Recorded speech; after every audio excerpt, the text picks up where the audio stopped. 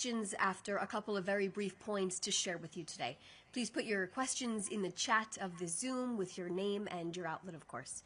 It is Thursday, November 20th, and today is the Ethiopian Jewish Festival of Sigd here in Israel. On this day, we salute our Ethiopian Jewish brothers and sisters. They are amongst the best of us.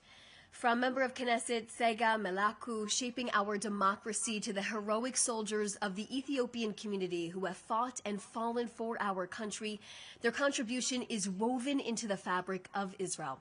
This is a community that walked across deserts, risked everything, and lost loved ones on the long journey back home. A journey powered by their unbreakable faith in Jerusalem and in the destiny of the Jewish people.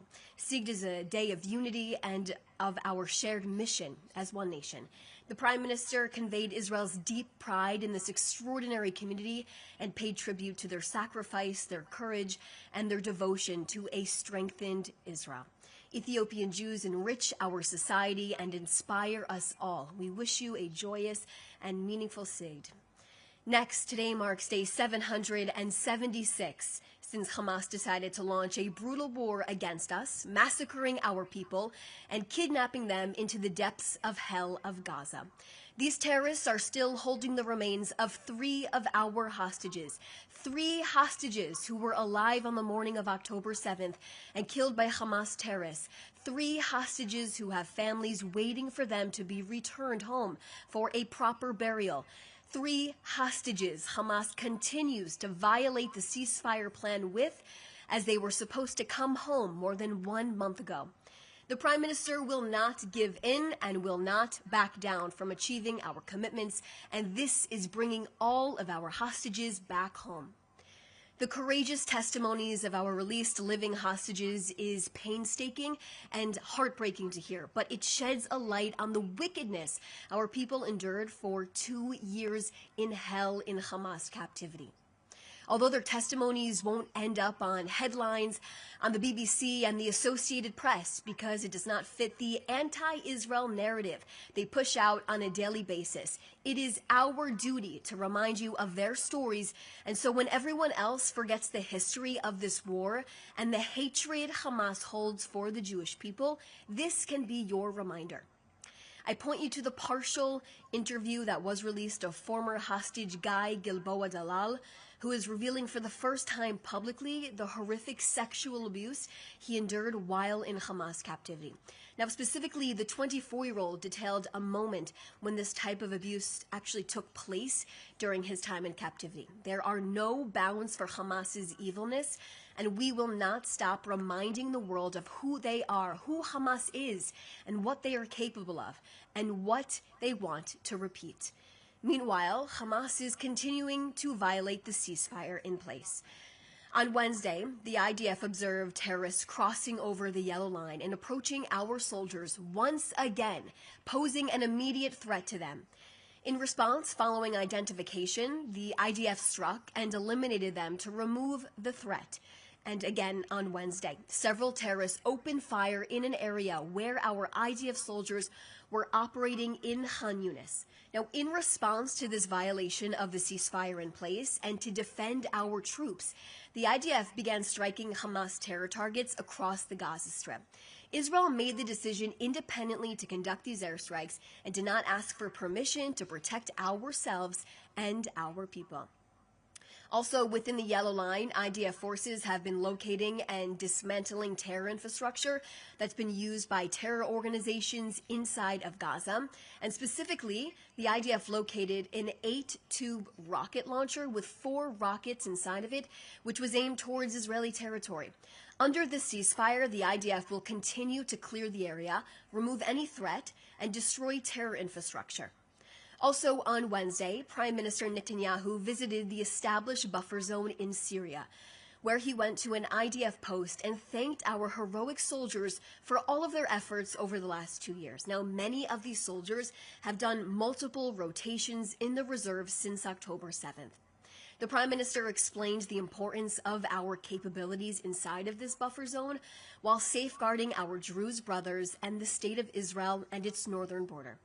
The Prime Minister has made it clear that we are watching Syria with our eyes wide open and are observing what is actually being implemented on the ground, not just what is being said. The Prime Minister insists that a security arrangement must include the demilitarization of southern Syria and offers permanent protection for our Druze brothers and sisters. I would also like to point you to the announcement our office released about the close cooperation between the Mossad and intelligence and law enforcement agencies in Europe, which has led to the seizure of weapons caches and the arrest of terrorists in Europe as well. These terrorist infrastructures were built by Hamas to carry out attacks against Israeli and Jewish targets. The announcement specifically mentions the cooperation between law enforcement in Germany and Austria, which led to complex counter-terrorism operations and resulting in arrests of terrorists and the discovery of weapons caches. The investigation into the Hamas terror network in Europe is currently also examining the possible involvement of Hamas elements in Turkey in promoting the intention to carry out attacks, some which have already been exposed. This is because Turkey is an operational arena for Hamas operatives in the past and in the present. Mossad and its partners in the Israeli and global intelligence communities will continue to work together to thwart terrorism against Israelis, Jews, and innocent people around the world. I'll now take a few questions.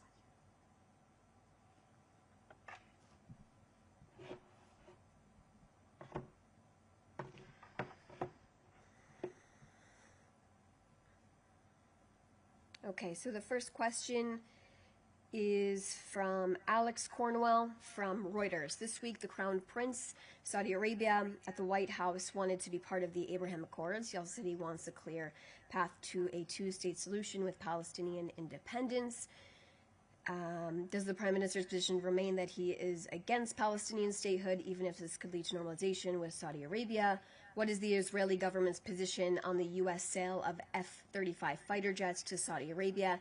How does Israel assess the implications for its qualitative military edge and overall national security? So specifically on that, the Prime Minister and the President and the United States and Israel have a long-standing understanding, which is that Israel maintains the qualitative edge when it comes to its defense. That has been true yesterday, that has been true today, and the Prime Minister believes that will be true tomorrow and in the future, of course.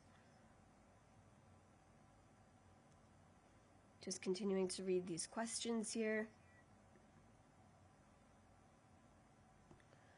Comments on Mossad findings and arrests of Hamas operatives in Europe and accusations of Hamas stockpiling weapons abroad. So I refer you back to that statement that I just read, and where you can get some more information on that. Now, Iran and its proxies continue to build infrastructure and promote dozens of terrorist routes around the world. And the announcement that came out, this revelation, actually proves that Hamas is building terrorist infrastructure in Europe and even under the direct guidance of the leadership based in Qatar.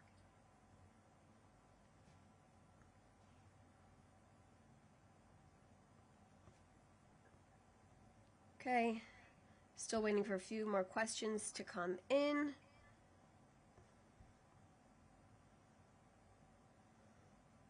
Okay, well, if those are all the questions that we have today, we could end this briefing.